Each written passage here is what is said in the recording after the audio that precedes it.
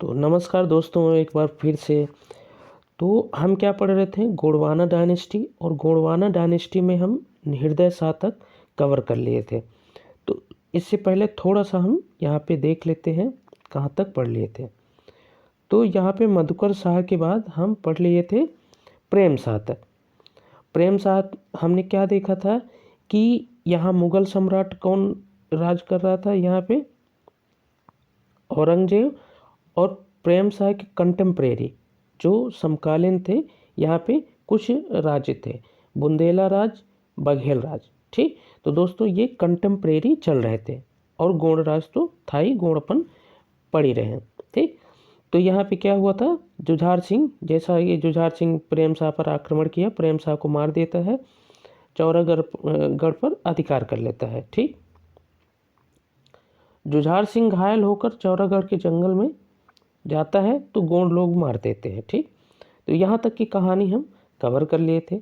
अब इसके आगे हम देखते हैं। ठीक, तो इसके प्रीवियस वीडियो में है, अगर वो नहीं देखे आप दोस्तों तो उसको ज़रूर देखें, प्लेलिस्ट में मिल जाएगा। ठीक, तो अब बारी आती है हृदय शाह की।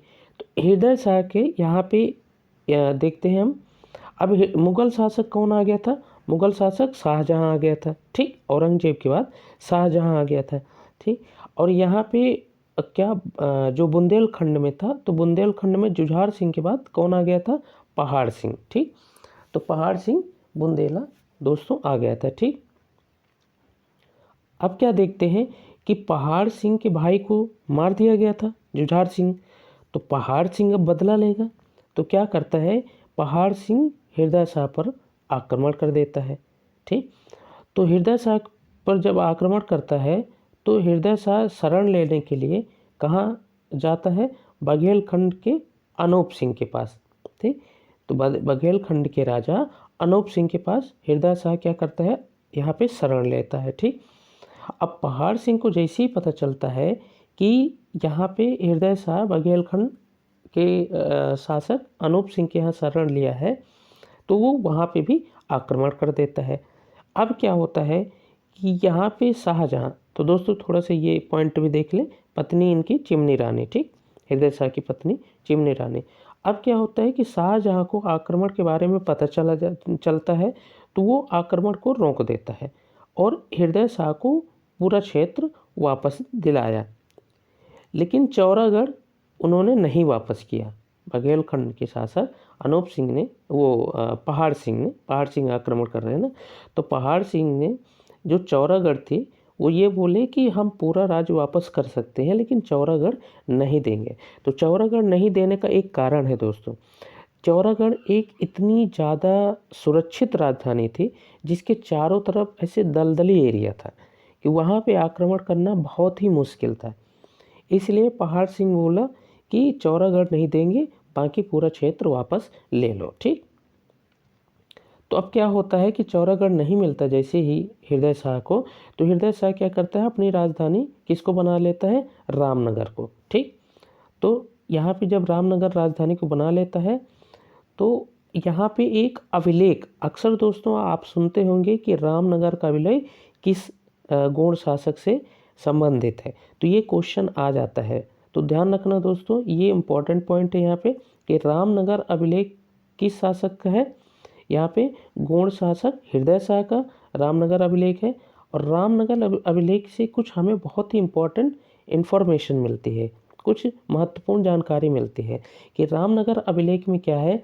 अभिलेख में 54 राजाओं की सूची है, गोंड राजाओं की, और प्रथम बताया गया है यादव राय को।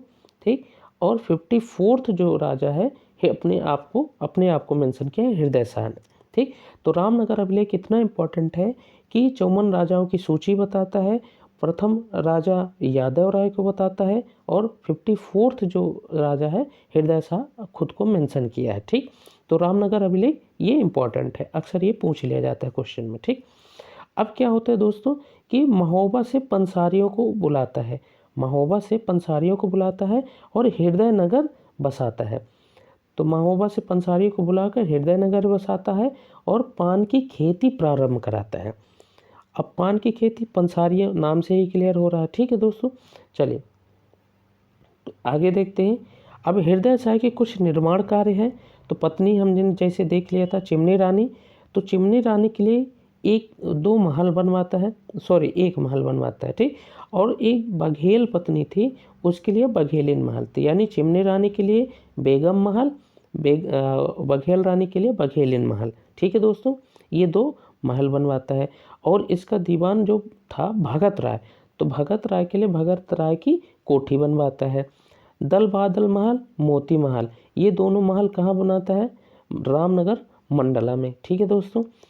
तो अब संगीत, अब ये थोड़ा संगीत से प्रेमी भी था ये, तो संगीत की बुक भी लिखता है ये, हृदय प्रकाश और हृदय कौतुक, ठीक है दोस्तों। तो हृदय प्रकाश, हृदय कौतुक। चले आगे पढ़ते हैं। अब हृदय शाह के बाद बारी किसकी आती है? छत्र शाह। तो छत्र शाह आ जाता है, राजा बन जाता है। लेकिन अब देखते हैं कि मुग़ल जो शासक था, अब शाहजहाँ के बाद कौन आ जाता है? औरंगजेब, ठीक। तो औरंगजेब आदेश देता है, सबसे पहले क्या करता है? औरंगजेब आदेश देता है मंदिर निर्माण बंद, पुराने मंदिर तोड़ना और तीर्थ पर कर कौन सा? जजिया कर, ठीक है दोस्तों। तो इतनी सारी चीज़ें वो इम्पोज करता है, कौन? मुग़ल शासक औरंगजेब। तो क्या होता है कि अभी यहाँ कंटेम्प्रेरी कौन थे? छत्र शाह, जिनकी राजधानी रामनगर थी। अभी हृदय शाह ने रामनगर बना लिया था, ठीक। और इधर बुंदेलखंड में छत्रसाल, यहाँ पे कौन थे? राजा थे, ठीक। तो मुग़ल शासक औरंगजेब, छत्र शाह इधर गौड़ शासक, और बुंदेल शासक छत्रसाल, ठीक। तो दोस्तों इसमें कंफ्यूज मत होना छत्रसाल और छत्रसाल में, ठीक। अब क्या होता है कि जैसे ही यहाँ पे औरंगजेब ये आदेश देता है इस तरह से, तो गुजरात के प्रणामी समुदाय के जो वो थे, प्रणामी समुदाय से संबंधित जो महंत थे, स्वामी प्राणनाथ, तो ये औरंगजेब से नाराज़ हो जाते हैं। क्यों नाराज़ क्यों हो जाते हैं? प्राणनाथ को लगा धर्म संकट में है, तो हिंदू राजाओं के पास जाकर आग्रह करते थे, लेकिन हृदय शाह मना कर दिया। तो अब यहाँ पे जो ये स्वामी प्राणनाथ थे, ये कहाँ जाते हैं? ये छत्र शाह के पास जाते हैं। छत्र शाह को बताते हैं कि ये जो मंदिर निर्माण बंद, पुराने मंदिर तोड़ना, तीर्थ पर कर, तो ये एक तरह से क्या है? धर्म पर संकट है, तो आप इसके खिलाफ कुछ बोलिए। तो यहाँ पे क्या होता है दोस्तों कि छत्र शाह जो होता है, छत्र शाह मना कर देता है कुछ बोलने से, कि देखिए महाराज जी, हम उनसे कोई भी लड़ाई नहीं ले सकते, नहीं तो हमारी पूरी ही राजपाट ही चला जाएगा, ठीक। तो वो नहीं सुनते। फिर यहाँ पे एक प्रीलिम्स का क्वेश्चन बना था दोस्तों कि गुजरात के वो प्रणामी समुदाय के जो स्वामी प्राणनाथ थे, वो गौड़ शासक किसके पास गए थे? तो इस तरह से आया था कुछ क्वेश्चन, ठीक। तो यहाँ पे दोस्तों फिर क्या होता है कि जब छत्रसाल मना कर देता है, तो यहाँ पे छत्रसाल उनको अपने राज्य में बुला लेता है, ठीक। और राजधानी जो छत्रसाल की थी क्या थी? पन्ना, ठीक है दोस्तों। तो छत्रसाल की राजधानी उस टाइम पे क्या थी? पन्ना। अब क्या होता है कि जब वो स्वामी प्राणनाथ को अपने यहाँ बुला लेता है आमंत्रण भेज के, तो फिर एक प्राणनाथ मंदिर बनवाता है, और अपने सारे अभियान, छत्रसाल अपने सारे अभियान किसकी देख रेख में करता है? किसके नेतृत्व में? स्वामी प्राणनाथ के, ठीक है दोस्तों। तो यहाँ तक चीज़ें हम कवर कर लिए। चलिए अब छत्रसाल के बाद कौन आ जाता है? नरेंद्र शाह, ठीक। तो अब नरेंद्र शाह गौड़ शासक में यहाँ पे राजा बन जाता है। और मुग़ल शासक कौन? बाजीराव। यहाँ पे बाजीराव प्रथम की एंट्री हो जाती है दोस्तों। अब नरेंद्र शाह की राजधानी क्या थी? रामनगर। ये भी अपनी रामनगर ही बना के रखे, ठीक। अब बाजीराव क्या करते हैं? अब नरेंद्र शाह खुद को स्वतंत्र घोषित कर रहे थे, तो बाजीराव को पता चला, सोचे कि पिता के मरने के बाद अपने आप को स्वतंत्र घोषित कर रहा है, ठीक। तो बाजीराव क्या करता है कि आक्रमण कर देता है। कहाँ? रामनगर पर। तो रामनगर पर आक्रमण करके बाजीराव क्या करता है? जीत कर अपने अधीन फिर से कर लेता है। दोस्तों यहाँ पे नरेंद्र शाह किसके अधीन फिर से हो गया? बाजीराव प्रथम के अधीन, ठीक। और अधीन करने के बाद क्या करता है? उनके ऊपर टैक्स लगा देता है 1/4 का। तो 1/4 का टैक्स लगा देता है और इस टैक्स को वसूलने के लिए मराठा सरदार को नियुक्त करता है, रघुजी भोसले को। ठीक, तो रघुजी भोसले को किस लिए नियुक्त करता है? पेशवा बाजीराव प्रथम चौथ को वसूलने के लिए। तो दोस्तों ये भी बहुत इंपॉर्टेंट यहाँ पे एक पॉइंट है कि यहाँ पे मुगल शासक कौन, मतलब ये पूछता है कि कौन से ऐसे मुगल शासक था जो नरेंद्र शाह पर चौथ का कर इम्पोज किया था। ठीक, तो ये यहाँ पे कौन हो जाएगा? बाजीराव प्रथम। ठीक, और किसको नियुक्त किया था? रघुजी भोसले को। ठीक, चले आगे बढ़ जाते हैं। अब यहाँ पे क्या होता है, नरेंद्र शाह परेशान होकर राजधानी कहाँ अपना परिवर्तन कर लेता है? मंडला। अब रामनगर तो बची नहीं, क्योंकि रामनगर किसके अंडर में आ गई? ये बाजीराव प्रथम के। तो रामनगर को ही छोड़ देता है और राजधानी कहाँ बना लेता है? अपनी मंडला बना लेता है। ठीक, अब आगे एंट्री होती है महाराज शाह। ठीक, तो महाराज शाह क्या होता है कि बाजीराव प्रथम की मृत्यु के बाद महाराज शाह खुद को स्वतंत्र कर लिया। तो अब क्या होता है कि बाजीराव जैसे ही यहाँ पे मृत्यु हो जाती है तो अपने आप को स्वतंत्र घोषित कर लेते हैं महाराज शाह। अब बाजीराव प्रथम के पुत्र कौन था? बालाजी बाजीराव। अब जब स्वतंत्र घोषित कर लिया तो बालाजी बाजीराव भी आक्रमण करेंगे। ठीक, तो बालाजी बाजीराव क्या कर देते हैं? आक्रमण कर देते हैं और फिर से अपने अधीन कर लेते हैं। तो ध्यान रखना दोस्तों कि अभी हमने क्या पढ़ा था, नरेंद्र शाह को भी पेशवा बाजीराव प्रथम ने पेशवा ने बाजीराव प्रथम ने आक्रमण करके अपने क्या कर लिया था? अपने अधीन कर लिया था। और यहाँ पे क्या करता है? बालाजी बाजीराव उसका पुत्र भी महाराज साहब पे आक्रमण करके अपने अधीन कर लिया। ठीक है दोस्तों, चले अब इसके बाद क्या होता है कि महाराज शाह के बाद अंतिम राजा जो बताया जाता है वो शंकर शाह। तो शंकर शाह पे यहाँ पे अब इस टाइम क्या आ गया था कि 1857 का रिवोल्ट आ गया था। ठीक, अब इसको ही अंतिम राजा बताया जाता है। ठीक, तो शंकर शाह के जो दीवान थे गिरधारी लाल इनके दीवान थे। ठीक, शंकर शाह के, और इनके सौतेले भाई थे नर्मदा बख्श और पुत्र रघुनाथ शाह। ठीक है दोस्तों, तो इतनी सी चीज़ यहाँ पे ध्यान रखना। शंकर शाह के बारे में क्या क्या आपको ध्यान रखना है कि 1857 का समय था, अंतिम राजा इनको बताया जाता है और इनके दीवान गिरधारी लाल है, सौतेले भाई यहाँ पे नर्मदा बख्श और पुत्र रघुनाथ शाह। अब इनकी कहानी देखते हैं क्या है। ठीक, रघुनाथ शाह, तो यहाँ पे नर्मदा बख्श क्या होता है? क्लार्क के राजा बना दिया, मतलब क्लार्क ने राजा बना दिया नर्मदा बख्श को। क्या होता है कि जो अंग्रेज़ थे वो अक्सर ऐसा करते थे कि जो भी राजा मजबूत होता था तो उनके या तो उसके दीवान को या उसके भाई परिवार में से किसी को क्या करते हैं, ये पकड़ते थे। ठीक, और उनको बहला फुसला के या लालच दे के क्या करते थे? उनके राजा के खिलाफ कर देते थे और उनको लालच दे के कि मैं तुम्हें राजा बना दूंगा या इस तरह से ये सब राजपाट दे दूंगा। तो इस तरह से क्या करते थे? हमेशा अंग्रेज इस तरह बीच में उनको तोड़ते थे। ठीक, राजाओं को। तो फिर क्या होता है कि नर्मदा बख्श यहाँ पे उनके खिलाफ हो जाता है, ब्रिटिश का एजेंट बन जाता है। ठीक, नर्मदा बख्श। ठीक, फिर क्या होता है कि गिरधारी लाल जो है यहाँ पे गिरधारी लाल, ठीक, तो गिरधारी लाल को भी इसी तरह से नर्मदा बख्श ने क्या करता है? गिरधारी लाल यहाँ पे मदद करता है। ठीक, तो गिरधारी लाल ही यहाँ पे पूरा गेम करता है। ठीक, ये गिरधारी लाल क्या था दोस्तों? ये गद्दार था। ठीक, क्लार्क के पास गया और शंकर शाह के बारे में बता दिया। ठीक, क्लार्क ने छापा मार कविताएं पाया जो अंग्रेजों के विरुद्ध थे। तो अब यहाँ पे शंकर शाह क्या थे? कविताएं लिखते थे, वो कविता प्रेमी थे, तो कविताएं लिखते थे और ये लोगों में पब्लिश करते थे और अपने स्वतंत्रता के लिए क्या करते थे? उसमें कुछ लिखते थे जिससे क्या पब्लिक इसके लिए लड़े। ठीक, तो क्या होता है कि ये कविताएं पाया, इससे क्लार्क के विरुद्ध क्या करता है? कोर्ट में ले गया और मृत्युदंड दिया गया। ठीक, तो क्लार्क क्या करा? शंकर शाह को कोर्ट ले गया और कोर्ट में फैसला हुआ, उनको मृत्युदंड दे दिया गया। ठीक, तो तोप के मुंह में शंकर शाह को और रघुनाथ शाह को बांध कर उड़ा दिया। तो दोस्तों यही 1857 के रिवोल्ट के समय आप अक्सर पढ़ते होंगे कि शंकर शाह व रघुनाथ शाह। तो ध्यान रखना, गौड़ शासक शंकर शाह और रघुनाथ शाह यहाँ पे यहाँ तोप में बांध कर वो उड़ा दिया था। ठीक, तो ध्यान रखना दोस्तों, ये पूछा जाता है कि शंकर शाह रघुनाथ शाह को तोप के मुंह में बांधकर किस मुगल अंग्रेज कौन सा शासक था जो उड़ाया था। ठीक, तो ये क्लार्क। ठीक, चलिए आगे देखते हैं दोस्तों। अब यहाँ पे अंतिम शासक तक हमने पढ़ लिया।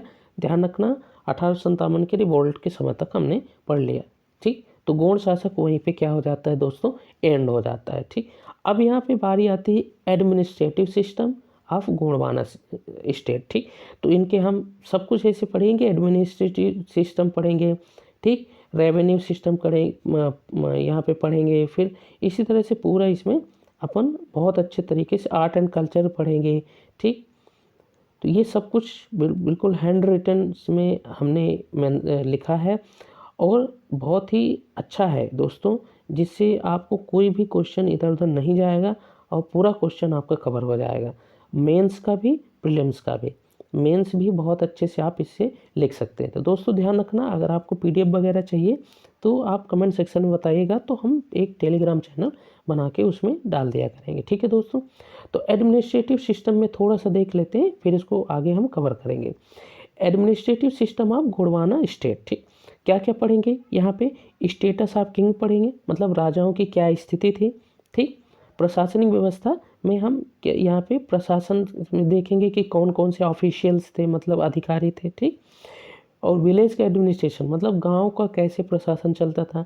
मिलिट्री एडमिनिस्ट्रेशन, मतलब जो मिलिट्री सेनाओं की कैसी व्यवस्था थी। और टैक्सेशन, ये कर वगैरह कैसे इम्पोज करते थे। ठीक, तो ये इतने पॉइंट हम ऐसे ही सभी राज्य में इसी तरह से पॉइंट को कैटेगराइज करेंगे और पढ़ेंगे। ठीक, तो status of king, administration official, administrative officials, village administration, military administration and taxation. ठीक, अब दोस्तों स्टेटस ऑफ किंग में हम क्या देखते हैं, हेरिडेटरी थी और ऑटोक्रेटिक थी। ठीक है दोस्तों, तो आज हम क्या, हमारे राज्य में आज क्या है, डेमोक्रेसी है। ठीक, तो डेमोक्रेसी थी, लेकिन उस टाइम पे नहीं थे, हेरिडेटरी थी। ऑटोक्रेटिक मतलब राजतंत्रात्मक था, ऑटोक्रेटिक मतलब राजतंत्रात्मक व्यवस्था थी। ठीक, और head of all administrative power किसके पास था, राजा के पास था। उत्तराधिकारी बेस्ड ऑन सीनियरिटी। ठीक, तो दोस्तों उस टाइम की ये व्यवस्था थी, स्टेटस ऑफ किंग। तो अगर आपको क्वेश्चन में पूछ लिया जाता है कि Gondwana dynasty status of king explain, ठीक, तो इस तरह से आपको मेंशन करना होगा। ठीक है दोस्तों, चलिए ऑफिशियल्स वगैरह देख लेते हैं। यहाँ पे ये इंपॉर्टेंट है। ठीक है दोस्तों, ध्यान रखना, ये इंपॉर्टेंट है, यही पूछ लिए जाते हैं कि फौजदार कौन, दीवान, पुरोहित, ठीक, भंडागारिका और न्यायशास्त्री। तो अब यहाँ पे देखते हैं दोस्तों कि फौजदार, यहाँ पे पहला टर्म जो आता है फौजदार। फौजदार क्या आता है, like a commander in chief, यानी दुर्गावती के फौजदार अर्जुन दास था। ठीक, कौन था दोस्तों, अर्जुन दास, दुर्गावती के फौजदार। दीवान, टैक्स कलेक्टर, जो दीवान था जो टैक्स को कलेक्ट करता था, हेड ऑफ रेवेन्यू डिपार्टमेंट। ठीक, पुरोहित किसको बोलते थे, advice to king perform religious rituals. जो अब क्या, पुरोहित कौन होते थे, जो राजा को सलाह भी देते थे और कुछ धार्मिक अनुष्ठान भी ये संपन्न कराते थे, ये है पुरोहित। ठीक है दोस्तों, आगे देखते हैं भंडागारिका। तो भंडागारिका में क्या है, जो manage and provide war materials, मतलब क्या, युद्ध की सामग्री जो स्टोर करके रखते थे और जब भी जरूरत पड़ती थी वो प्रोवाइड करते थे। ठीक, न्यायशास्त्री क्या थे, ये interpreter of laws and biggest judicial official after king, मतलब राजा के बाद जो न्याय व्यवस्था को संभालते थे वो न्यायशास्त्री कहलाते थे। ठीक है दोस्तों, अब आगे देखते हैं विलेज एडमिनिस्ट्रेशन। तो दोस्तों यहाँ तक हम चीज़ें कवर कर लिए हैं, अब इसकी आगे हम नेक्स्ट वीडियो में कवर करेंगे एडमिनिस्ट्रेटिव ऑफिशियल एडमिनिस्ट्रेशन सिस्टम। फिर से अगली वीडियो में हम एक बार रिवाइज कर लेंगे। ठीक है दोस्तों, तो आई होप आपको अच्छे से समझ आया होगा। अगर आपको हैंड रिटन नोट्स चाहिए तो आप कमेंट सेक्शन में ज़रूर बताइएगा। तो मिलते हैं दोस्तों नेक्स्ट वीडियो के अंदर। ये 3rd लेक्चर है, इससे पहले 2 लेक्चर अपलोड हो चुके हैं, प्लेलिस्ट में जाके आप ज़रूर देख लीजिए। चलिए फिर दोस्तों।